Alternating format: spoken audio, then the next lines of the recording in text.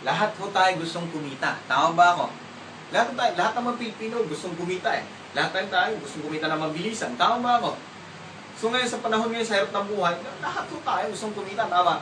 Papakita ko sa inyo kung paano tayo kikita ng mabilis ho dito sa Global. So ngayon, kaso nga lang, depende sa laman ng bulsa mo. Pero dito, unahan na kita, pag gusto mong karirin ang Global, dapat medyo malaki rin ilalabas mo. Tama? Paano yung buhay? Paano yung ano na yan? Ito ho. Natandaan mo yung isang account? Ang isang account ho, 7,980. Yun po yung halaga ng isang account. Ngayon, kung gusto mo talagang seryoso kung gusto mo talagang pasukin ng karirin ho, huwag ka mag-isang account. Bayaran niyo po yung 7 account. Ito ho. 2, 3, 4, 5, 6, 7. Sa Global po, sa isang tao, pwede kang mag-7 account. Pwedeng 7 account. Or pwedeng 7 ulo. Ngayon, ang maganda nito, ang isang account, 7,980. Pag binayaran mo itong 7 account na to, na nakapangalan lang sa'yo, times 7 din to. Ang halaga ho, 55,860. Yan po yung i-invest nyo. Yan po yung maging investment nyo po dito. Pag gusto nyo kumita ng mabilis. Tanong, anong negosyo pasukin mo sa halagang yan? Pwedeng ipautang mo, tama ba? Kaso kaaway mo sarili mong pera. Pwedeng sari-saris to. Kaso nga lang, utangin ni kumparit ni kumari lang. Tama? Pero ang pinakamaganda ko dito, ito yung in-invest mo. Kikita ka kagad, minuto lang, babalik sa'yo yung 10,500. Di ba maganda? So ngayon, paano ko ba kinita yung 10,500 na yung buhay? Paano ba? Dito ho, di ba ikaw to? May 500 ka dito, 500 plus 1,500, hindi may 2,500 ka na. Ikaw pa rin to. May 500 dito, 500 plus 1,500, 2,500 ulit. Ikaw pa rin to. 500 plus 1,500, 2,500 ulit. Ngayon may dalawa dito. O 1,500, 1,500 plus 3,000. Ngayon pag itututal ho natin lahat to, 10,500. Hindi ka pa nag-start. Hindi mo pa inumpisahan yung business. Bumalik na sa'yo kaagad yan. Maganda ho ba? Yes, maganda. Ngayon, ilagay mo sa bangko to. Tutubo ba ganito kalaki? Sa loob ng isang taon? Hindi ho. Tama? Pero ang kagandahan dito, nilabas mo ngayon, ngayon din babalik agad yung 10,500. Di ba maganda? Yes, maganda. Ito pa ho. Ang isang account, di ba, may product na halagang 6,700. If ito binayaran niyo po, di pitong 6,700 din. Yes. Nasa 45,000 na worth of product bumalik sa'yo. Unahan ko na ho kayo, sabi ko nga kanina, huwag mong ibenta yung product.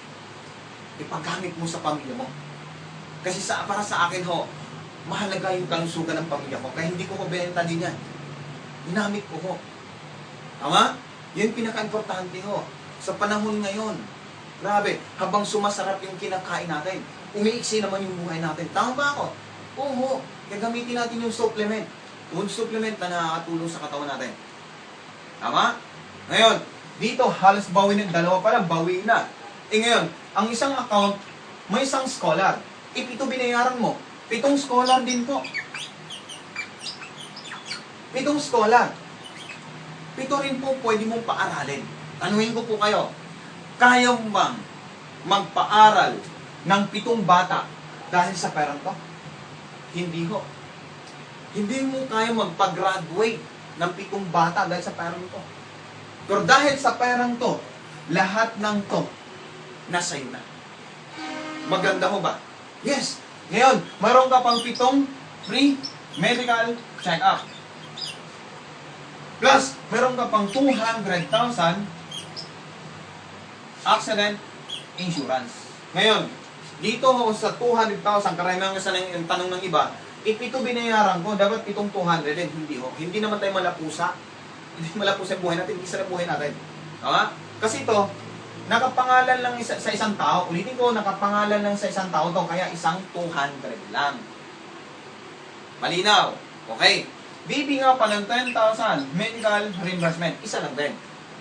So ma'am, sir, ito yung nilabas nyo. Ito na ho yung bumalik sa inyo. Bawi, oh. Bawi. Bawi, ho. Hindi ka pa nag-start. Hindi ka pa nag-umpisa. Bumalik na sa yan. Ngayon, tanong, Boyet, paano ba umpisahan? Ilang tao naman imbitahin ko? Ito ho. 1, 2, 3, 4, 5, 6, 7, 8. 8 tao lang ho. 8 tao lang imbitahin mo. Ngayon, sa 8 tao na yan, pag naintindihan nila yung business, nagustuhan, ganito rin ang investment nila, tulad mo. Ulitin ko, itong 8 taon to, naintindihan nila yung business. Ganito rin ang business, ganito rin gusto nila. Ganito rin gustong investment nila. Sa 8 taon na to, ang kikitain mo, 126,000. Ulitin ko ho. Sa 8 taon na to, pag ganito rin investment nila, 126,000 ang pwede mong sitain. Ngayon, paano kung after 3 months, ganito mo after 3 months, nailagay mo 8 taon to. After 3 months, mayroon ka nito. Pwede na ba sa'yo? Ngayon to, ganito po. Paano kung after 2 months, nailagay mo 8 taon to, after 2 months, mayroon ka nito. Pwede na ba sa'yo? Pwede na po. Tama? Yun yung kagandahan dito. Ngayon, Boyet, hindi lang naman 8 yung kaibigan ko. Paano kung 15? 15 ang napajoin ko. Higit ba dito kikitain ko? Yes. Ha? Ngayon, anong gagawin natin sa 8 tao? Tulungan lang din natin itong mga to na makahanap silang tingwa 8 tao din. Ulitin ko ho, tulungan natin sila na makahanap rin silang tingwa 8 tao. Itanong, paano kung itong 8 tao na to, itong 8 tao, kumuha ng tingwa 8 tao na ganito rin investment, 1 million ka na. Pwede na ho ba? Ulitin ko, pag itong 8 tao na to, yung first level mo, nakakuha ng tigwa 8 tao na ganito rin investment, ikaw to, 1 million ka na. Pwede na ho ba? Ma'am, sir, hindi mo tandaan nyo po, hindi nyo po tatrabahoy ng 1 taon, hindi nyo po tatrabahoy ng 2 taon para kitain yung 1 million. Pag masipag ka, pwedeng kitain ng buwan lang yung 1 million. Depende sa'yo. Tama? Maganda ho ba? Yes, napakaganda ho. Ito yung magandang sistema. Sabi ko nga kanina, ba't pumunta ka sa times 1 na kitaan kung may times 7 naman? Tama ba ako? Ba't ka maglalakad kung pwede ka namang sumakay? Tama? Kung gusto mong bigyan ng magandang kinabukasan pamilya mo, times 7 na. Tama? Tama ba ako? Totoo. Kasi ito, papasukin mo na nga lang ang global, karirin mo na. Mag times 7 ka na. Tama? Totoo. Malit lang po na halaga yan. Alam mo bakit ako nung nag-abroad ako? Nung nag-abroad po ako, higit dyan nilabas ko. Wala rin nangyayari. Samantalang dito, ito nilabas ko. Ngayon, 2 years and 6 months pa lang ako. Pero grabe. First 3 months, 3 months and a half, nakabili akong brand new sasakyan. Ngayon ho, pag kayo ho, makapaglabas ang brand new sasakyan, masaya po ba kayo? Ako hindi ho masaya. Kung kayo masaya, ako hindi. Napatuloy yung luha ko. Bakit ho? Kung buhay pa sana yung nanay ko, siya unang makasakay sa brand new sasakyan. Bakit? Natili sa isipan ko, walang nanay ko, wala ako sa ibabaw ng mundo. Di ba masarap pag yung pangarap at sa buhay yung kompleto yung pamilya? Kung ikaw ngayon, may nanay, tatay pa, huwag na huwag mong hayaan na makuha mo yung gusto mo sa buhay, na wala na sila. Tama? At huwag mong ubusin yung buhay mo sa abroad. Huwag mong ubusin yung buhay mo sa employment. Magnegosyo ka. Tama? Kaya isa lang gusto natin sa buhay. Magkaroon ng time freedom at saka financial freedom. Tama ba ako? Tama? Ngayon, after 2 years, yung pinakapangarap kong Montero Sports, sakay ko na ngayon. Tama?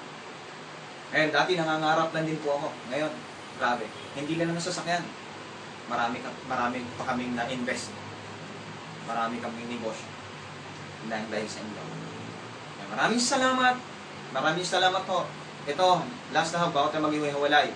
Ngayon, unahan ko na ho kayo.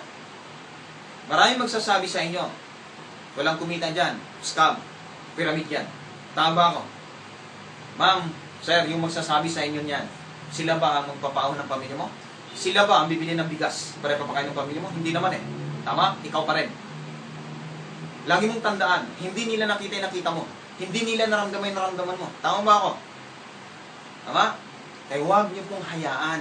Huwag niyo pong hayaan na yung pangarap mo ngayon, ipapanakaw mo sa kanya. Nabuo na yung pangarap mo. Huwag mong hayaan na ipapanakaw mo sa kanya yung pangarap mo. At isa pa, huwag mong hayaan na ibang tao magmamaneho ng buhay mo. Dapat ikaw magmamaneho, hindi sila. Tama? Kaya dito, pagtutulungan natin. Pagtutulungan natin. Ngayon, hindi mo tatanawin mag-isa to. Kasama niyo po ako. Tama? Kaya maraming salamat at good morning po. Mabuhay po ang lahat. Thank you.